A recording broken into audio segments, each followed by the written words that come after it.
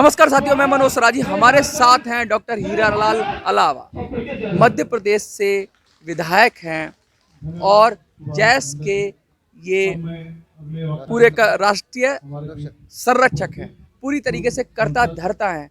क्या बात हो रही है आज जंतर मंतर पे, सैकड़ों और मैं कहूँगा लगभग 1000 के करीब लोग हैं जो ये मांग उठा रहे हैं कि आदिवासियों को उनका सम्मान और हक, जो उनकी मान्यताएं हैं, उनका अपना धर्म है, उसको मान्यता मिलनी चाहिए।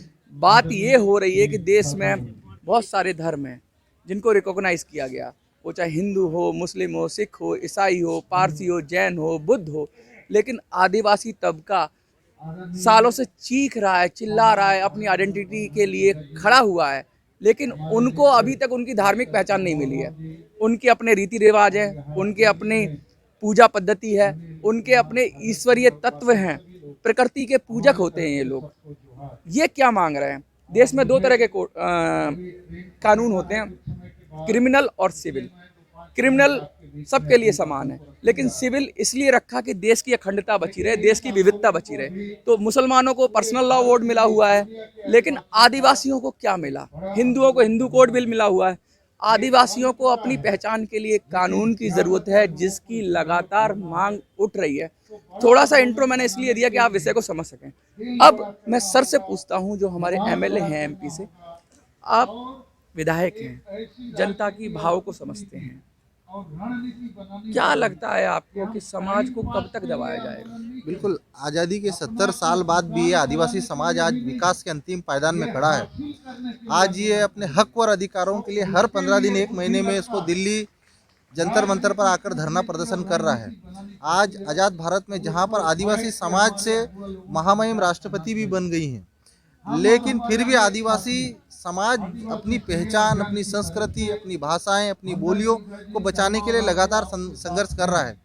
आज झारखंड से, उड़ीसा से, आसाम से, छत्तीसगढ़ से, मध्य प्रदेश से ये हजारों की संख्या में आदिवासी समाज के जो नौजवान है, इसमें बच्चे से लेकर बूढ़े तक है, धर्मगुरु बंधन तिगा के नेतृत्व में आज जंतर मंतर पर धरना प्रदर्शन कर रहे हैं और मांग कर रहे हैं कि आदिवासियों की जो धार्मिक पहचान उनको मिलनी चाहिए, आदिवासियों को धार्मिक पहचान सरना धर्म कोड के रूप में मिलनी चाहिए।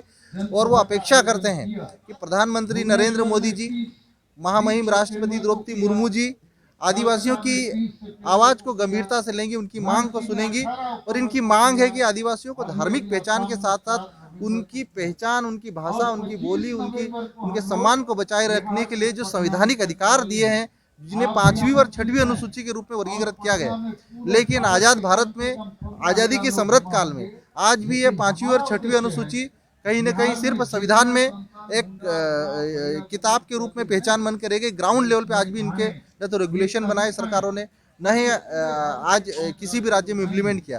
तो निश्चित ही भारत के आदिवासियों की आवाज़ प्रधानमंत्री मोदी तक, महामहिम राष्ट्रपति द्रौपदी मुर्मू तक पहुंचनी चाहिए और आदिवासियों की आवाज़ को गंभीरता से लेनी चाहिए और उनको हक और अधिकार देना चाहिए।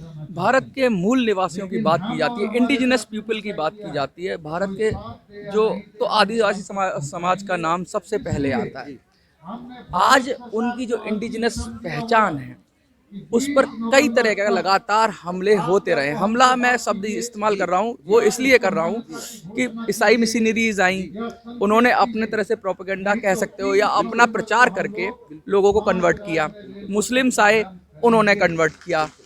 हिंदुओं में कन्वर्जन का कुछ नहीं है, लेकिन सरकारों के जरिए हिंदू बताया जाता है उनको।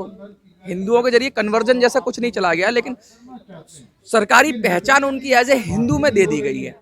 तो मतलब हिंदुओं ने कन्वर्ट नहीं किया, लेकिन पहचान हिंदू बना दी गई उनकी। उनकी अपनी पहचान कैसे आएगी?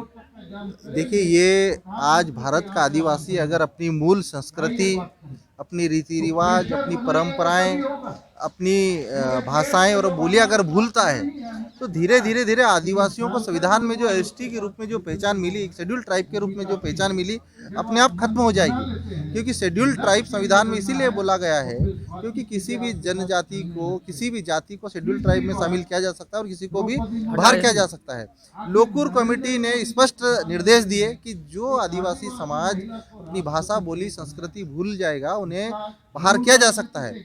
इसीलिए आज ये सरना धर्म कोड की मांग को लेकर झारखंड से समेत कई राज्यों के लोग आए हैं। अगर उनको धर्म कोड के रूप में अगर पहचान मिलती तो कम से कम उनकी जो आइडेंटिटी, परमानेंट आइडेंटिटी के रूप में उनको पहचान मिलेगी और उनकी अपनी भाषा, उनकी संस्कृति, उनकी रीति रिवाज के साथ साथ में उनका समाज भी बचा रहेगा। क्योंकि ये बात सत्य है कि आज देश का आदिवासी कई उनको धार्मिक पहचान न मिलने के कारण कहीं ईसाई क्रिश्चियनिटी में जा रहा है, कहीं मुस्लिम धर्म में जा रहा है, कहीं बुद्धिस्ट में जा रहा है, कहीं जैन धर्म में जा रहा है और कहीं अन्य धर्मों में जा रहा है। कहीं न कहीं उनको उनकी धार्मिक पहचान न मिलने के कारण आज पूरे देश का आदिवासी समाज बिखर रहा है, टूट रहा है। अगर धार्मिक पहचान मिलती है तो निश्चित ही पूरे देश के आदिवासियों की एकता और अखंडता के लिए और इस देश और इस राष्ट्र के निर्माण के लिए कहीं न कहीं एक मजबूत संदेश जाएगा। और हम चाहते हैं कि प्रधानमंत्री नरेंद्र मोदी जी, केंद्र की मोदी सरकार और हम महामहिम राष्ट्रपति द्रौपदी मुर्मू जी आदिवासियों की इस मांग को गंभीरता से ले और उसको पूरा करें। देखिए, बहुत गंभीर बात कही है।